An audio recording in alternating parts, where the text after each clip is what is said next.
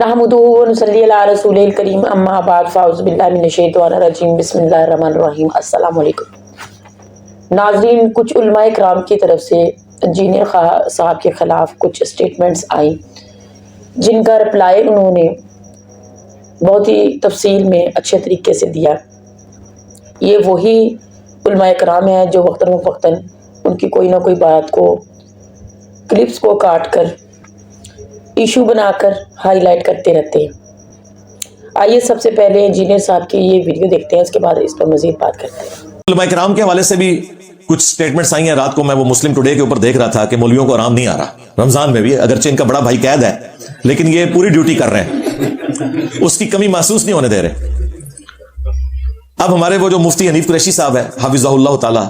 कुछ अरसे बाद उनको फिर कोई जरासीम उनके अंदर आते हैं और कहते हैं जी मेरे सामने बिठाओ, मैं ऐसे क्लिप्स निकालूंगा, इसकी मीम्स बनेंगी। वो कराची के मुफ्ती साहब से आज तक बोरा नहीं खुला और ये आज तक अपना वो इल्म का खजाना बहा नहीं सके और कहते हैं, वो कहते हैं वीडियो में जवाब दो, तो मैं वीडियो में जवाब नहीं दूंगा, सामने बैठ के जवाब दूंगा। अब इससे आपको अंदाजा हो जाएगा कि ये सिर्फ शरारत वाली बात है। और अपना हाल इसका ये है कि सवाए पिंडी की चंद मस्जिदों के जो 10 से भी कम है, किसी मस्जिद में ये इज्जत के साथ नमाज भी नहीं पढ़ सकता,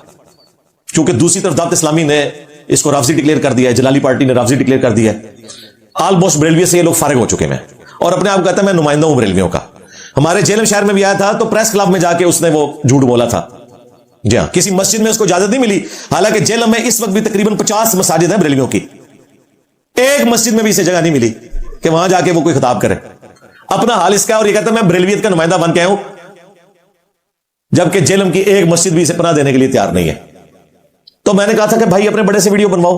और ये भी तुम्हारी ख्वाहिश के ऊपर। आज तक हमारी ये डिमांड जो एक ऑर्गेनाइज तरीका है, पिछले दिनों जो बासित नदीम साहब ने मुझसे ऑनलाइन इंटरव्यू किया है, उन्होंने कहा ये बड़ी साइंटिफिक बात आप करते हैं कि ये तो लाखों में है, आप किस किस के साथ बैठेंगे, एक जलील होगा तो दूसरा कहेगा इन्होंने तो पता ही कुछ नहीं किसी गल दा। तो ये आपकी डिमांड बिल्कुल दुरुस्त है, तो ये डिमांड पूरी क्यों नहीं करते? मैंने कहा ये तो इनसे पूछे, और पूरी इसलिए नहीं करते कि इनके बड़ों को पता है कि ठीक कर रहा है। किसी बड़े ने आज तक मेरे बारे में कोई स्टेटमेंट दी है कि मैं गुमराह हूं, इस्लाम से खारिज हूं? मुफ्ती मुनीफ साहब की कोई स्टेटमेंट? उन्होंने तो उल्टा मुझे एंडोर्स कर दिया। उन्होंने कहा कि हम तो अपने प्लेटफॉर्म से अपनी दावत पेश करते रहते हैं, करते रहे हैं, करते रहेंगे, वो अपना काम करें, कोएग्जिस्ट करें। मुफ्ती तकी उस्मानी साहब की कोई स्टेटमेंट नहीं आई, साजिद मीर साहब की। उल्टा साजिद मीर साहब ने वो गले फाड़ने वाले जो 2 भाई हैं उनको अपनी जमात से निकाल दिया कि तुम्हारी वजह से मेरी सफेद दाढ़ी जो है वो खींचता है। वो इल्मी तौर पे ज़ाहिर मैं तो उनकी बड़ी रिस्पेक्ट करता हूं, बड़े ओपन माइंड बंदे हैं साजिद मीर साहब, लॉन्गेस्ट सर्विंग सेनेटर इन पाकिस्तान, 35 साल हो चुके हैं उनको सेनेटर है वो, तो बड़े खुले दिल के वो मालिक है। हमारे जो उस्ताद हैं एक्स मुर्शिद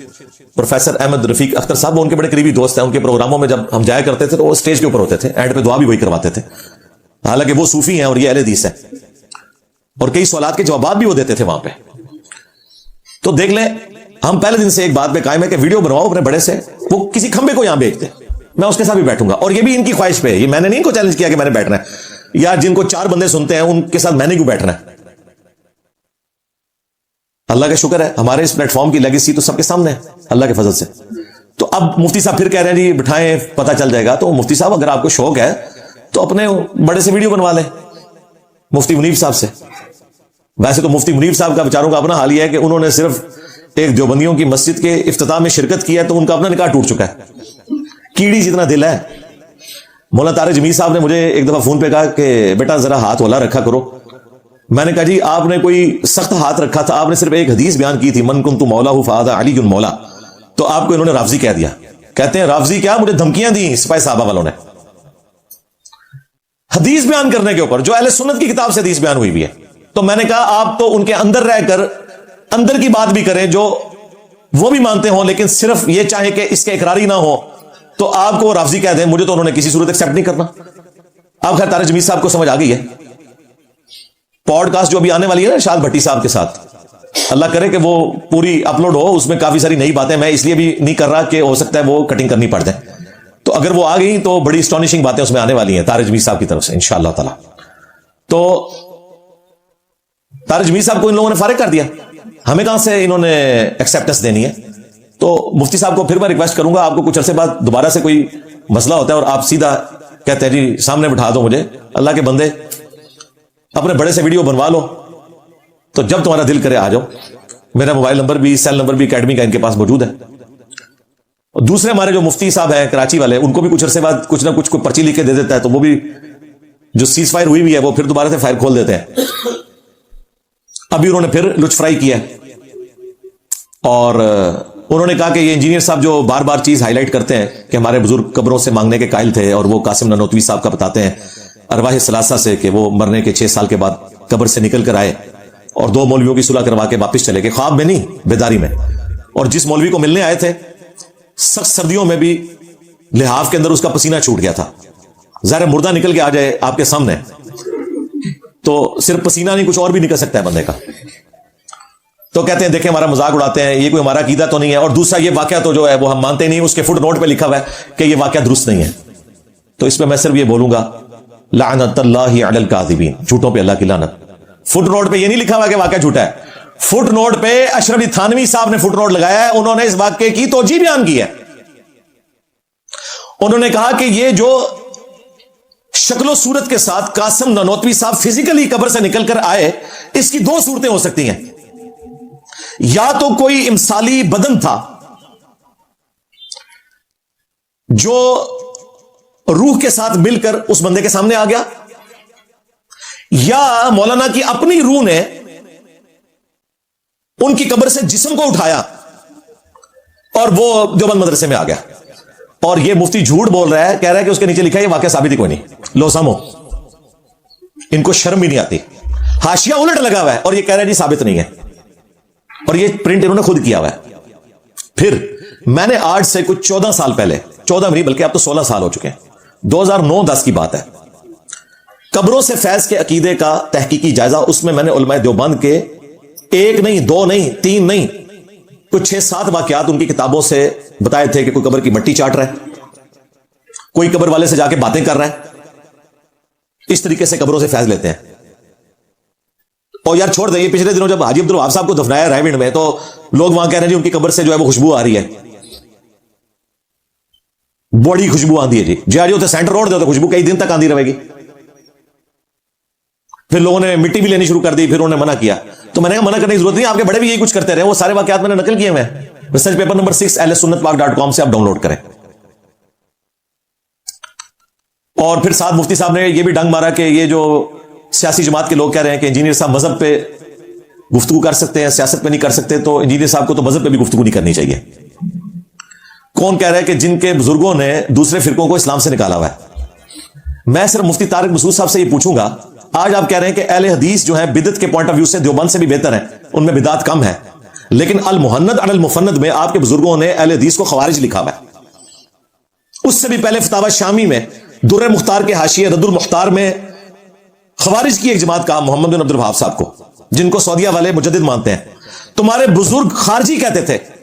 ملکہ وکٹوریا کی پیداوار کہتے تھے اہل حدیث کو، آج تم کہہ رہے ہو وہ بہتر ہے۔ اس کا مطلب ہے کچھ عرصے بعد تم بھی کہو گے انجینئر صاحب بہتر ہیں ہمارے بزرگوں سے بھی، تمہاری عوام تو کہہ رہی ہے، مجھے پتا ہے، اسی کی تکلیف ہے تمہیں۔ دوسرا، تم لوگوں نے مذہب کا ٹھیکہ لیا ہوا ہے، تبلیغی جماعت کے پاس ڈگری ہے مدرسے کی جو پوری دنیا میں وہ پھر رہے ہیں، ان کو تو تم نے وہ آیت صحیح بتائی ہوئی ہے، کنتم خیر امۃ اخرجت للناس تأمرون بالمعروف وتنہون عن المنکر وتؤمنون باللہ، تم بہترین امت ہو، پوری امت کا یہ کام ہے، جو لوگوں کے نفع کے لیے نکالے گئے، لوگوں کو نیکی کی طرف بلاتے ہو، برائی سے روکتے ہو اور اللہ پر ایمان رکھتے ہو۔ اور صحیح بخاری کی حدیث، بلغوا عنی ولو آیا، پہنچا دو میری طرف سے اگرچہ تمہیں ایک آیت ہی آتی ہو۔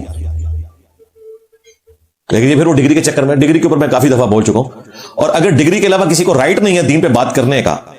تو جب خان صاحب نے یو این او میں تقریر کی تھی تو یہی مفتی صاحب تعریف کر رہے تھے، اس وقت کہنا تھا خان صاحب آپ کی تو فیلڈ نہیں، دین پہ کیوں بات کر رہے ہیں؟ اور جنرل عاصم منیر صاحب جو اس وقت سٹنگ آرمی چیف ہیں، جب وہ مولویوں کو خطاب کرتے ہیں وہ تو فر آیتیں پڑھتے ہیں،